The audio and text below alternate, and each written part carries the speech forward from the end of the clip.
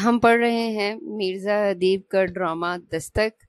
اب تک جتنا ہم نے پڑھا اس میں ڈاکٹر زیدی کو دروازے پر بار بار دستک سنائی دیتی ہے اور بیگم زیدی سے وہ اس بات پر اصرار کرتے ہیں کہ وہ دروازے پر جا کر دیکھیں، جبکہ بیگم زیدی بھی مصر ہیں کہ دروازے پر کوئی دستک نہیں ہوتی۔ اور پھر بیگم زیدی ڈاکٹر زیدی سے کہتی ہیں کہ وہ چونکہ ڈاکٹر ہیں اس لیے انہیں کسی واہمے کا شکار نہیں ہونا چاہیے، جبکہ زیدی جو ہیں وہ ایک ذہنی کشمکش کا شکار ہیں اور اس میں وہ بیگم سے کہتے ہیں کہ شاید تم سچ کہتی ہو۔ آگے دیکھتے ہیں۔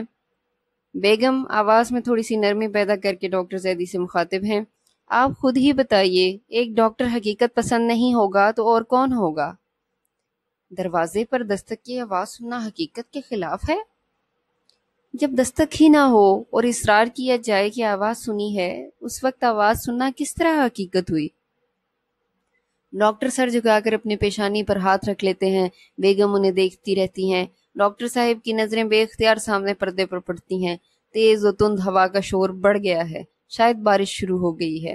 یہ سٹیج کے اوپر باہر کے منظر کی عکاسی کی جا رہی ہے کہ پردوں کے سرسراہٹ سے اور وہ آوازوں سے یہ دکھایا جا رہا ہے کہ باہر طوفان ہے اور بارش بھی شروع ہو چکی ہے۔ بیگم زیدی ڈاکٹر زیدی سے کہتی ہیں، لیٹ جائیں نا۔ ڈاکٹر صاحب اپنے خیال میں غرق ہیں۔ کیا کہا؟ لیٹ جائیے۔ تم نے دروازہ کھول کر دیکھا تھا نا؟ ڈاکٹر زیدی کی سوئی ابھی تک وہیں اٹکی ہوئی ہے۔ انہیں ایک بے اعتباری سی ہے بیگم زیدی پر کہ شاید انہوں نے دروازہ کھول کر دیکھا ہی نہیں ہوگا، ورنہ دستک تو انہیں سنائی دے رہی تھی۔ بیگم زیدی کہتی ہیں، حد ہو گئی ہے، آپ لیٹ کیوں نہیں جاتے؟ آدھی رات ہو چکی ہے، ابھی تک جاگ رہے ہیں۔ ڈاکٹر برہان نے کہا تھا آپ کو مکمل آرام کی ضرورت ہے۔ یہ بات میں خود نہیں جانتا؟ کیوں نہیں جانتے؟ جانتے ہیں اور خوب جانتے ہیں۔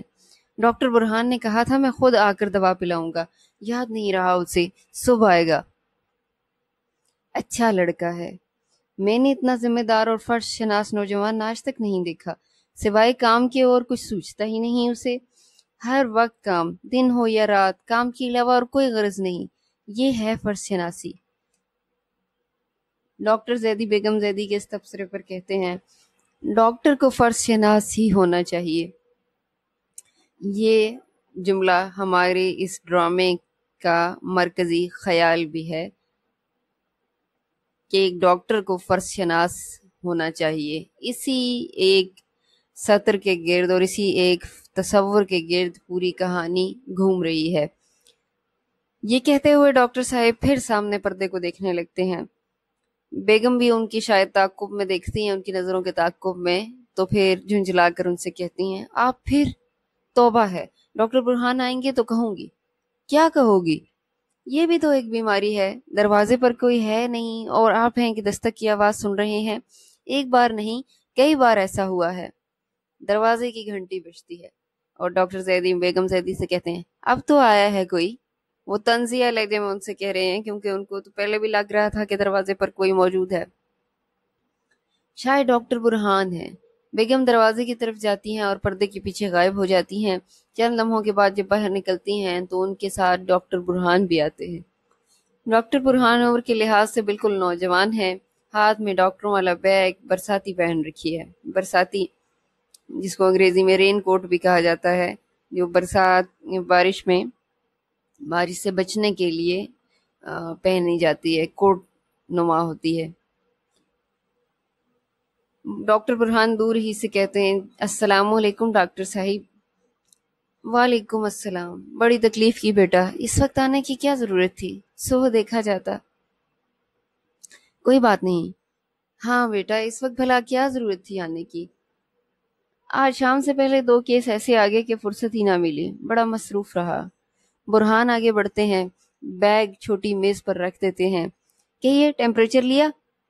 تھوڑی دیر پہلے لیا تھا، 100 ہے۔ ڈاکٹر برہان بیگم زیدی سے استفسار کر رہے ہیں کہ آپ نے ان کا درجہ حرارت چیک کیا تھا، دیکھا تھا؟ تو بیگم زیدی بتاتی ہیں کہ تھوڑی دیر پہلے 100 تھا۔ سینے میں درد تو نہیں؟ نہیں، شکر ہے۔ اور کوئی بات؟ घबराहट सी है। बेगम जैदी कह रही हैं जी डॉक्टर बुरहान से, वही दस्तक के पस मंजर में, कि इनको घबराहट सी है। डॉक्टर बुरहान कहते हैं कोई बात नहीं, मेरा ख्याल है इंजेक्शन में नागा कर दिया जाए।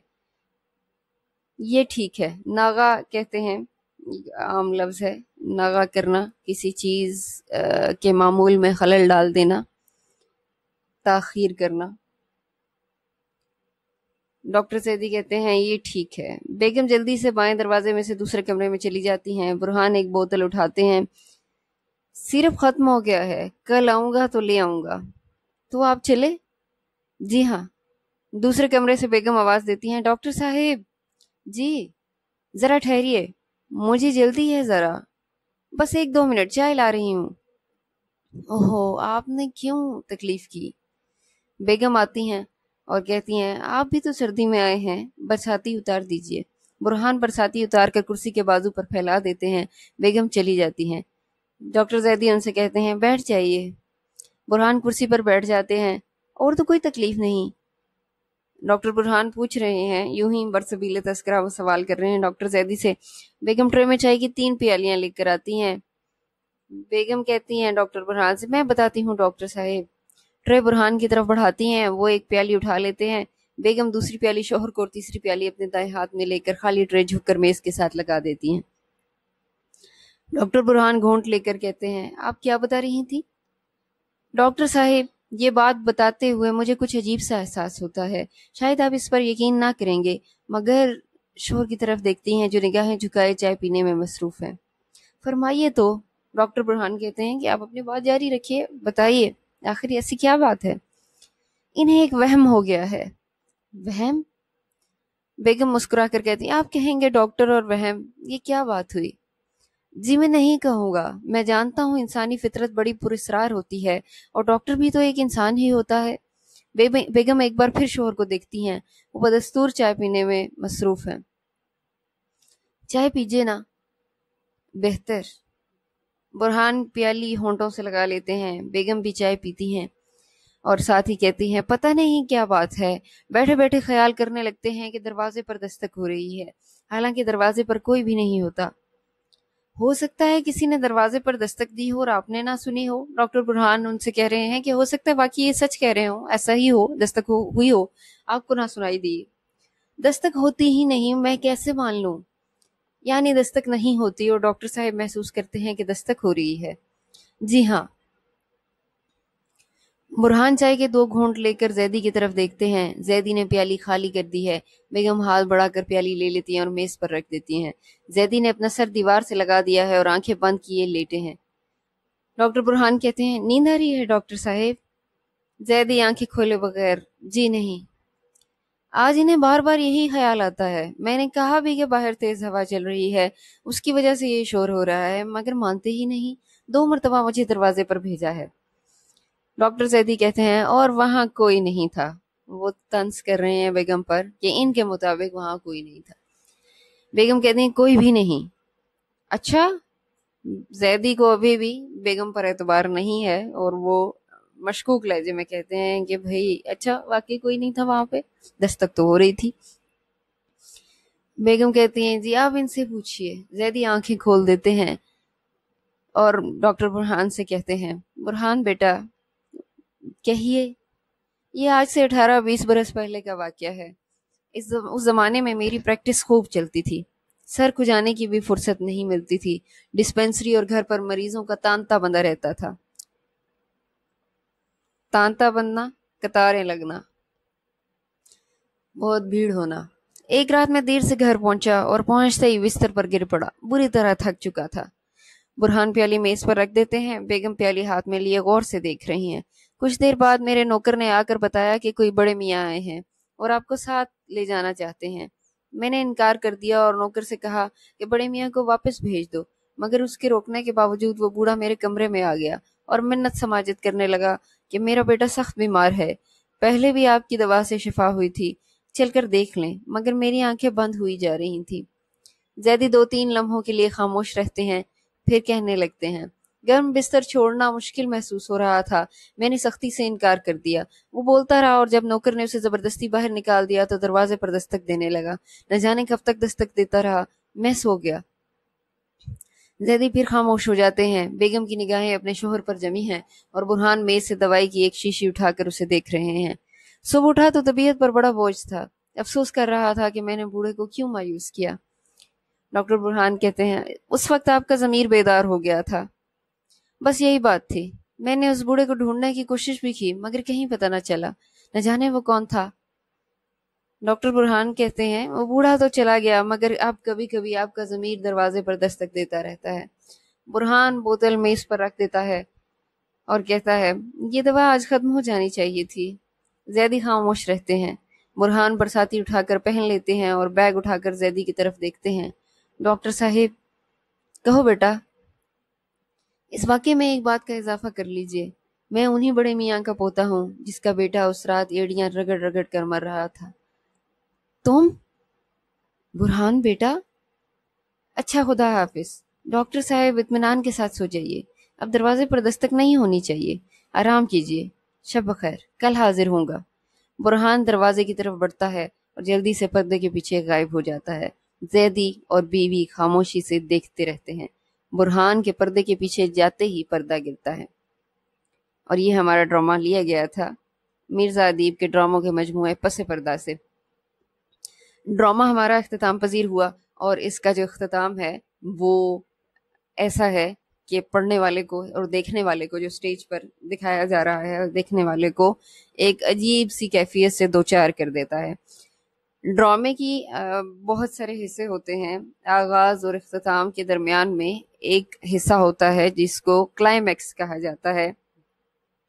کلائمیکس وہ حصہ ہوتا ہے ڈرامے کا کہ جہاں پر آ کر وہ سامعین اور ناظرین کو ایک عجیب قسم کی حیرت سے دوچار کر دیتا ہے۔ یک بابی ڈرامہ چونکہ ہم پڑھ رہے ہیں تو یک بابی ڈرامے میں وہ کلائمیکس درمیان میں، یہ اختتام سے پہلے تو نہیں آتا چونکہ یہ مختصر ڈرامہ ہوتا ہے، اس لیے زیادہ تر ایسا ہوتا ہے کہ یک بابی ڈرامے کا کلائمیکس اختتام پر آتا ہے۔ ڈرامے کا اختتام ہی اس کے کلائمیکس کے اوپر ہو جاتا ہے اور وہ سامعین و ناظرین کو یا قارئین کو وہ حیرت زدہ چھوڑ دیتا ہے۔ ایک بہت سادہ سی کہانی چلتی چلی آ رہی ہے اور ڈاکٹر زیدی کی ایک وہ ذہنی کشمکش دکھائی جا رہی ہے، اور آخر میں جا کر وہ ڈاکٹر برہان جو ڈاکٹر زیدی کا علاج کر رہے ہیں وہی اس بڑے میاں کے پوتے ثابت ہوتے ہیں کہ جن بڑے میاں کے ساتھ جانے سے ڈاکٹر زیدی نے انکار کر دیا تھا۔ جو ڈرامے کا مرکزی خیال ہے وہ یہی ہے کہ ایک ڈاکٹر کو فرض ناس ہونا چاہیے۔ آپ جب اپنے لیے اس شعبے کا انتخاب کرتے ہیں تو آپ کو اچھی طرح سے سوچ سمجھ لینا چاہیے کہ اس شعبے کے، اس پیشے کے بہت سے تقاضے ہیں۔ کیا آپ ان تقاضوں کو پورا کرنے کے اہل ہیں؟ کیا آپ وہ تقاضے پورے کر پائیں گے؟ باقی تمام شعبہ ہائے زندگی کی نسبت اگر ان کا موازنہ اس ایک شعبے کے ساتھ کیا جائے تو یہ ایک انتہائی مشقت آمیز اور بے لوث شعبہ ہوتا ہے، اس کو بے لوث ہونا چاہیے۔ ڈاکٹر کے اوقات کار کا کوئی تعین نہیں کیا جا سکتا جب وہ اپنے فرائض منصبی کے علاوہ اپنی عام زندگی میں مصروف ہوتا ہے، تب بھی وہ ایک ڈاکٹر ہوتا ہے، اور اس کے فرائض ہیں جس کے عوض وہ روپیہ لیتا ہے، اور اس کے جو اوقات کار ہیں، فرض کیجئے ڈاکٹر کی 6 گھنٹے کی فرائض ہیں جو اس نے انجام دینے ہیں، ان 6 گھنٹے کے بعد بھی وہ ڈاکٹر ہی رہے گا اور اخلاقی طور پر اس کے فرائض کا آغاز ہو جائے گا۔ ڈاکٹر کے اپنے فرض نبھانے کے لیے کسی خاص وقت کا تعین نہیں کیا جا سکتا، یہ 24 گھنٹے کا کام ہے۔ جب آپ کے فرائض منصبی کے اوقات ختم ہوتے ہیں تو تب آپ کے اخلاقی جو تقاضے ہیں وہ اس کے مطابق آپ کو اس بے لوث خدمت کو انجام دینا ہوتا ہے ایک ڈاکٹر کو۔ آپ تھکے ہیں، آپ کو نیند آئی ہے، یا آپ کے اور کوئی مسائل یا مجبوریاں ہیں یا آپ کی پریشانیاں ہیں، اس سے آپ کے مریضوں پر کوئی اثر نہیں پڑنا چاہیے۔ آپ ہر وقت ایک ڈاکٹر کی حیثیت سے موجود ہوتے ہیں اور آپ کو اپنے فرائض کی ادائیگی کرنی ہوتی ہے۔ اخلاقی فرائض کبھی ختم نہیں ہوتے، وہ آپ پر 24 گھنٹے لاگو ہوتے ہیں۔ ڈاکٹر زیدی نے ایک کوتاہی کی، ایک وہ لمحہ تھا کہ جب وہ اپنی نیند اور تھکن سے مجبور ہو کر وہ اس مریض کو، اس بڑے میاں کو واپس لوٹانے پر وہ راضی ہو گئے، اس کو واپس لوٹا دیا انہوں نے. لیکن اس کے بعد جب وہ اٹھے تو ان کا ضمیر انہیں ملامت کرنے لگا، لیکن جو وقت گزر جاتا ہے وہ واپس نہیں آتا. اب یہ بھی ان کے اندر کا ایک احساس تھا، یہ ان کے وہ ایک فرشناس ڈاکٹر تھے، بس ایک لمحے کی وہ کوتاہی اور غفلت ان کے ضمیر پر ساری زندگی کا بوجھ بن گئی. ڈاکٹر برہان نے جب ان کو یہ بتایا کہ میں انہی بڑے میاں کا پوتا ہوں جن کا بیٹا اس رات ایڑیاں رگڑ رگڑ کر مر رہا تھا، تو ساتھ ہی انہوں نے ایک ایسے رویے کا اظہار کیا ہے. جب ڈاکٹر زیدی اپنی کہانی مکمل کر لیتے ہیں تو دکھایا جا رہا ہے کہ بڑے آرام سے ڈاکٹر برہان اٹھتے ہیں، اپنی برساتی اٹھاتے ہیں، دوا سے متعلق کچھ ہدایات دیتے ہیں. یعنی ان کا یہ رد عمل معمولی نہیں ہے، غیر معمولی ہے، کیونکہ اس کہانی کو سننے کے بعد انہیں کسی نہ کسی طرح کی تسلی و تشفی فوراً دینی چاہیے تھی. لیکن ان کے اس رویے سے یہ ایک عجیب کشمکش کا آغاز ہو جاتا ہے، اور پھر جاتے ہوئے وہ کہہ جاتے ہیں کہ میں انہی بڑے میاں کا پوتا ہوں، اور میں چونکہ ایک ڈاکٹر ہوں اور میں فرض شناس ہوں، مجھ پر میرے فرض جو ہیں وہ ان کی ادائیگی لازم ہے.